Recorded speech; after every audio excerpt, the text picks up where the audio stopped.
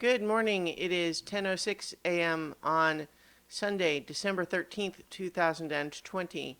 I'm Christiana Ellis and I just got up. This is 5 more minutes.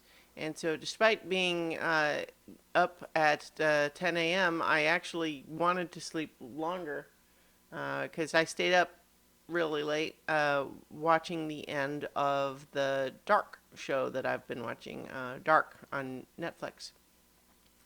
I had heard good things about how it sticks the landing, which is something I would have been very worried about otherwise because it's just an incredibly complex, high concept show.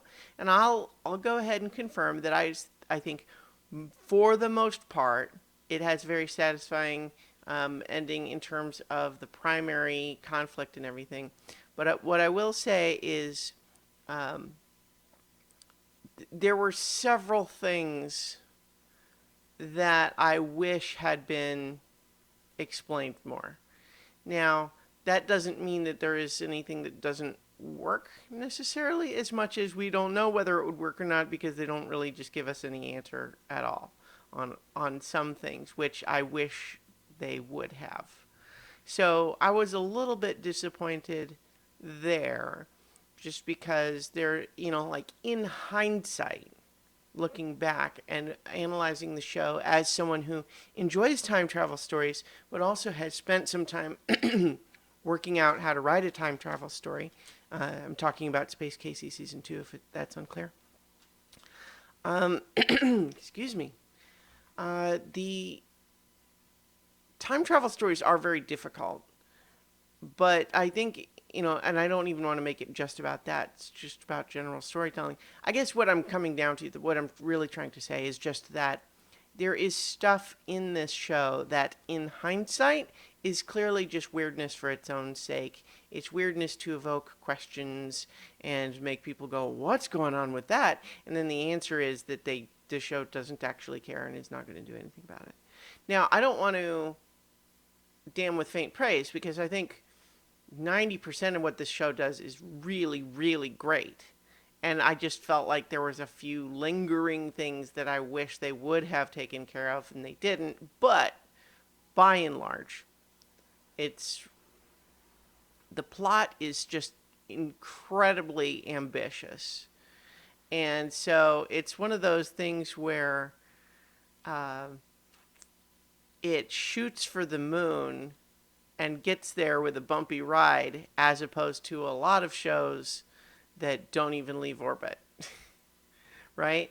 And so just the fact that it makes the plot so complicated and then largely pulls it off, even with a few minor caveats, is pretty amazing. And so just the number of different characters who have these complex interrelated relationships with each other across multiple timelines um, is like just the intricacy of all of those connections is just incredible.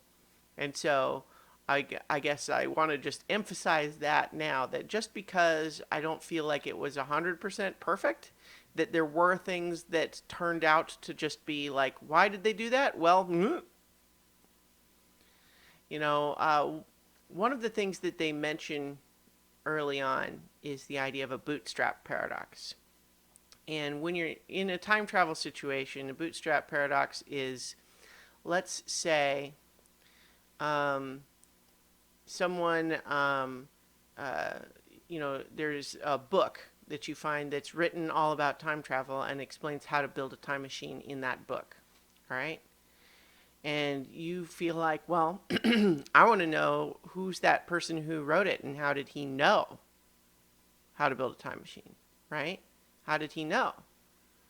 How did he write that book before time travel existed? And then you go back and you find out that it turns out he found out how to build a time machine from getting his own book brought back to him from the future. So in the future where the book has been written, that book comes back to the author and is handed to him completed. And so he only knows how to build a time machine because he read the book that he will later write about how to build the time machine, right? So it's a bootstrap paradox, meaning there's no beginning and end. It's a loop. So you could like say, well, who writes the book? Well, he writes it, but he writes it knowing already what was in it. And so there are a lot of things in this show that are bootstrap paradox. And the show, by and large, does have sort of a way out ultimately of the big bootstrap paradox that is the entire situation of this show. But it also means that there are a few things where they really just don't have to explain how something came about, because it's a situation where if you have someone who wants the loop to repeat in exactly the same way that it did the last time, they are taking actions not because they want it personally, but because that's what happened last time, right? And so what that means is that we don't ever get an answer for why something would have been done, because the answer of why it's being done is because it was done the last time. And so it's kind of inherently a loop. And that I think is how they sort of narratively justify some of the things they don't explain. But in some cases, I didn't find that 100% satisfying. The show overall, though, very good. And especially if you like time travel shows and you're willing to put in the time investment to watch a very complicated show that you have to give your full attention, then I recommend Dark wholeheartedly. But what I will say, like I said, is it was actually it revealed to me how common it has become for me to, scroll Twitter or give something half my attention while I'm watching it, because I can't do that with this show because it's all in subtitles and it's so complicated that if I miss even a spare line here or there, it will, a whole piece of the plot falls out. So having to give it my full attention was kind of cool, but also a little bit disruptive of my normal routine. Mm-hmm.